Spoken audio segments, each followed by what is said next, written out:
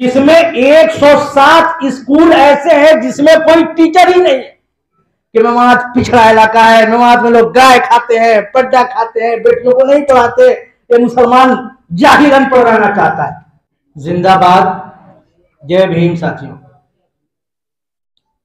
मेरा जो टॉपिक है वो एजुकेशन है और हम सीधे वहीं आते हैं, इधर उधर बिना भटके हुए। मुझे ये कहने में बिल्कुल संकोच नहीं है कि हरियाणा जब पंजाब से अलग हुआ होगा और अलग होने के बाद 2005 तक जो मेवात का इलाका है, हम नू इलाके पे बातचीत करने जा रहे हैं एजुकेशन को लेकर के, कि एक अल्पसंख्यक क्षेत्र में किस तरह एजुकेशन को लेकर क्या हालात है मेवात के इलाके में हमारे, उस पर हम थोड़ी चर्चा करना चाहते हैं। 2005 से पहले जो ये मेवात नूर जिला है, ये गुड़गांव जिले का हिस्सा होता था। मैं हमेशा सवाल छोड़ता हूं लोगों के लिए कि गुड़गांव इतना तरक्की कैसे कर गया और मेवात इतना पीछे कैसे चला गया। हर इंसान को सोचना चाहिए। मैं जहां पहुंचता हूं सोचकर, और जो मेरी समझ है वो ये है कि जानबूझ करके मेवात को, वहां मुस्लिम समुदाय के लोग 80% हैं, इसलिए 80% ही उसको पीछे रखने का प्रयास सरकारी स्तर पर किया गया। बहुत जिम्मेदारी से ये बात मैं कहता हूं। सैकड़ों मिसालें हैं, लेकिन मैं सीधे एजुकेशन पे बात करना चाहता हूं। ऐसा क्या हो गया, क्यों ऐसा हुआ और क्यों ऐसा अब हो रहा है। अब की जो पोजीशन है उसमें आप डाटा के तौर पे जान सकते हैं कि पूरे हरियाणा में, अभी हरियाणा के हिसार में जाट धर्मशाला में मानवतावादी संगठनों के साथ में बातचीत कर रहा था, तो एक प्रोफेसर ने सवाल किया कि हिसार में 3 बड़ी यूनिवर्सिटियां हैं हिसार में, और तीनों में कोई एक मुसलमान समुदाय का प्रोफेसर नहीं है। इसका कारण क्या है? मैंने उनसे सवाल किया, फिर मैंने कहा कि हरियाणा में 57 यूनिवर्सिटीज या यूनिवर्सिटीज स्तर के इंस्टीट्यूशन है, संस्थाएं, उसमें से एक भी मेवात में नहीं। भाई प्रोफेसर तो कोई तब बनेगा जब वहां यूनिवर्सिटी हो। 57 में से एक भी मेवात में नहीं है। क्यों नहीं स्थापित किया गया? आप सब मानवतावादी लोग यहां हैं, संविधान पर भरोसा रखने वाले लोग हैं, आप सोच सकते हैं कि क्यों नहीं बनाया। तो मैं ये कह रहा था कि एजुकेशन में जब हम आते हैं तो आप देखें आज एजुकेशन की आज स्थिति क्या है। जब दुनिया चांद पे जा रही है, दूसरे जिले कहां से कहां चले गए। हम लोग पलवल में बैठे हैं। पलवल जिला हमारे बाद बना है, नू के बाद बना है। केंद्रीय विद्यालय यहां स्थापित है पिछले 4-5 साल से, उससे पहले से केंद्रीय विद्यालय स्थापित है। बहुत बढ़िया से पढ़ाई लिखाई हो रही है, अमीर गरीब के बच्चे पढ़ रहे होंगे। लेकिन वो बेचारा मेवात, जहां बदकिस्मती से या खुशकिस्मती से वो लोग रहते हैं जो इस्लाम को फॉलो करते हैं, उनके यहां केंद्रीय विद्यालय अब तक नहीं बनाया गया है। मैं बाद में इसको कंक्लूड करूंगा कि हमारी जो ये संस्था है SLIC, इसको क्या क्या करना चाहिए ये भी आप लिखें कि केंद्रीय विद्यालय नहीं है। आप आगे बढ़ें। प्राइमरी स्कूलों की हालत और हरियाणा की मैं नहीं जानता पलवल में क्या है, लेकिन आप मेवात में चल करके देखें तो जो सरकारी स्कूल है जिसमें गरीबों के बच्चे पढ़ते हैं, मेवात में मुस्लिम और दलित लोग ज्यादा हैं, और दोनों के प्रति क्यों ऐसा भेदभाव है उसको जब हम समझने की कोशिश करते हैं तो हमारे यहां अभी के मौजूदा स्थिति में अभी 5000 से ज्यादा शिक्षकों की सीटें खाली हैं। आप सोच के देखो कि वो गरीब बेचारा दलित और मुसलमान कहां से पढ़ पाएगा, या किसी भी समुदाय का आदमी, किसी भी जाति का आदमी। गांव में सभी जाति बिरादरी के लोग गरीब रहते हैं। 5000 से ज्यादा सीटें खाली हैं। और पिछले दिनों आप लिखे, पिछले दिनों हमने एक सर्वे दिया था कि पूरे मेवात में doctor Mahavir Singh education department के डायरेक्टर हैं, वो आए थे अपने अधिकारियों और कर्मचारियों के साथ मीटिंग करने। जबरदस्ती मैं उनके पास घुस गया था उस मीटिंग में। मैंने उनसे कहा था कि मेवात एक ऐसा जिला है जिसमें 107 स्कूल ऐसे हैं जिसमें कोई टीचर ही नहीं है। आप तस्वीर करके देखो, क्या उसको स्कूल कहेंगे? उसको स्कूल कहेंगे जिसमें शिक्षक ही नहीं है? आप सोचो, मेवात में 107 स्कूल। और यही नहीं, बेटियों पे बातें हम लोग कर रहे हैं बेटी जिंदाबाद, बेटी बचाओ, बेटी पढ़ाओ का नारा लगना चाहिए। हमारी बेटियों के साथ क्या हो रहा है? पिछले दिनों एक अधिकारी आई थी हमारे यहाँ, एसडीएम महिला आई थी, झट तो उन्होंने मुझे बुलाया 26 जनवरी के मौके पर पिछले, और उन्होंने कहा कि डॉक्टर साहब, मेव समुदाय अपने बेटियों को पढ़ाना नहीं चाहता, आप लोग थोड़ा टोपी वोपी पहनते हो, कुर्ता पैजामा पहनते हो, थोड़ा इनको कहोगे तो ये मेव समुदाय बेटियों को पढ़ाने लगेंगे। मैंने कहा कि मैम, आप चंडीगढ़ से जब चली थी तो दिमाग में ये सेट, ये चिप, ऐसे मैंने कहा था, चिप डालकर आई थी कि मेवात पिछड़ा इलाका है, मेवात में लोग गाय खाते हैं, पड्डा खाते हैं, बेटियों को नहीं पढ़ाते, ये मुसलमान जाहिर अनपढ़ रहना चाहता है। वो थोड़ा योग, अरे नहीं, मैंने ऐसा तो नहीं कहा। मैंने कहा आप ये कहने से पहले जब एसडीएम है तो आपको गौर तो करना चाहिए कि बेटियों के शिक्षा संस्थानों की क्या हालत है। मैंने कहा कि आज आप सर्वे कर लो, हमारे जिला में 60 गर्ल मिडिल स्कूल गांव के इलाके में, गांव में, विलेज में, ग्रामीण क्षेत्र में 60 गर्ल मिडिल स्कूल है, और 60 में से 55 में कोई टीचर ही नहीं।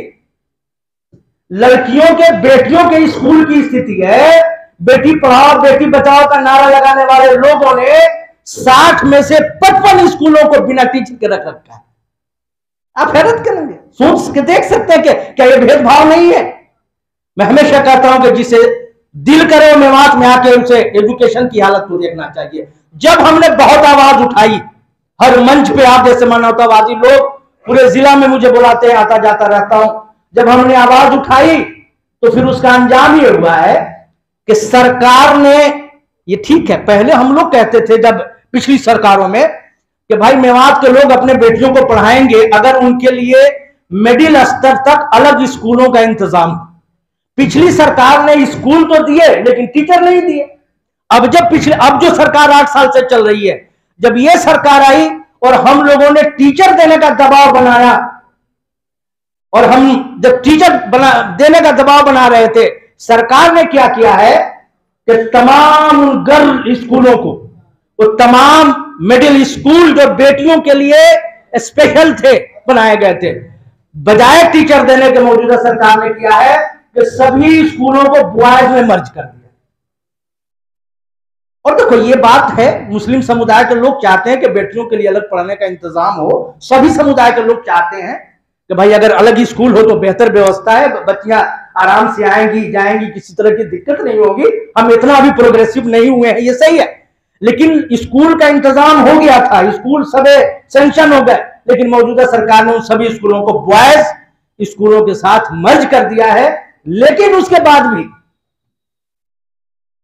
बाद भी लड़कियों, सरकारी स्कूलों की मैं बात बार बार, सरकारी स्कूलों में बेटियों की कमी नहीं है पढ़ने वालों या लड़कों की कमी नहीं है। उसके बाद क्या हुआ कि जब ये टीचर नहीं हो रहा था तो हमारे एक साथी यहां नहीं आए हैं। उसी मेवात में मैंने पिछले दिनों कहा था कि जिस मेवात को हम अनपढ़ समझते हैं, बेवकूफ समझते हैं, गाय खाने वाला, पड्डा खाने वाला समझते हैं, वहां के एक बाप के दिल में दर्द होता है कि यार हमारी बेटी स्कूल तो जाती है और लेकिन वो पढ़ती नहीं, स्कूल में टीचर ही नहीं है तो पढ़ेगी कहां से। तो भारत का पहला मुकदमा राइट टू एजुकेशन को लेकर, शिक्षा के अधिकार कानून को लेकर के सबसे पहला मुकदमा उसी मेवात में होता है जिसको हम लोग अनपढ़ समझते हैं।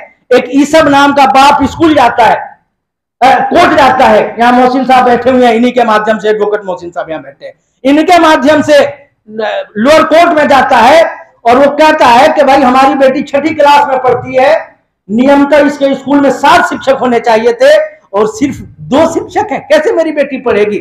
न साइंस का टीचर, न मैथ का टीचर, न सोशल साइंस का टीचर, सिर्फ हिंदी या अंग्रेजी का टीचर नहीं, कैसे पढ़ पाएगी? हमें न्याय मिलना चाहिए। और इन्होंने पार्टी बनाया चीफ सेक्रेटरी ऑफ हरियाणा, ये बैठे हैं वकील साहब बैठे, चीफ सेक्रेटरी को इन्होंने पार्टी बनाया। जैसे ही चीफ सेक्रेटरी को पार्टी बनाया तो चीफ सेक्रेटरी साहब ने वहां से अपने जो उनका सरकारी वकील होता है उनको ये क्या इसमें मेरा नाम तो निकलवाओ, लेकिन कानून तो कानून है।